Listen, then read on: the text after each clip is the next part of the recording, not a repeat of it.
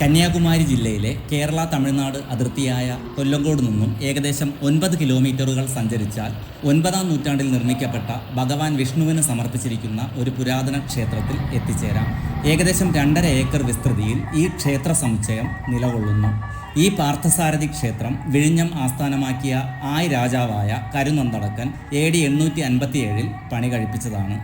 രാജാക്കന്മാരുടെ നിർമ്മിതികളിൽ ഏറ്റവും മികച്ച ഒന്നായിരിക്കണം ഈ ക്ഷേത്ര സമുച്ചയം എന്ന് അദ്ദേഹം ആഗ്രഹിച്ചു. പിൽക്കാല വേണാടിൻ്റെ പ്രധാന ഭാഗങ്ങൾ ഭരിച്ചിരുന്ന ശക്തരായ രാജാക്കന്മാരായ കൊക്കരു നന്തടക്കൻ, വിക്രമാദിത്യ വരഗുണ എന്നിവരുമായി പാർത്ഥിവപുരം ബന്ധപ്പെട്ടിരിക്കുന്നു. ശ്രീവല്ലഭൻ, പാർത്ഥിവശേഖരൻ എന്നിങ്ങനെ ബിരുദങ്ങളുള്ള കരുനന്തടക്കൻ എന്ന രാജാവ് ഈ സ്ഥലത്തെ പാർത്ഥിവ ശേഖരപുരം എന്ന് നാമകരണം ചെയ്തു.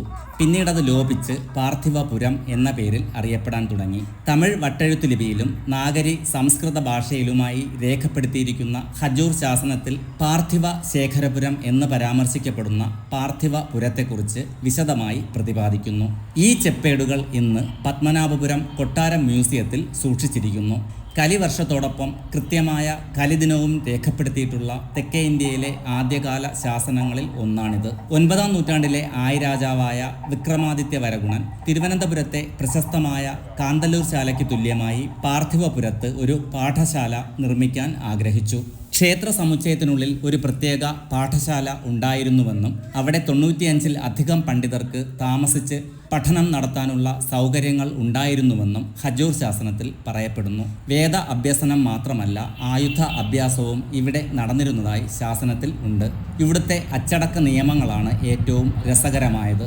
ഒരു വിദ്യാർത്ഥി മറ്റൊരു വിദ്യാർത്ഥിയെ ചീത്ത പറഞ്ഞാൽ പിഴയൊടുക്കണം.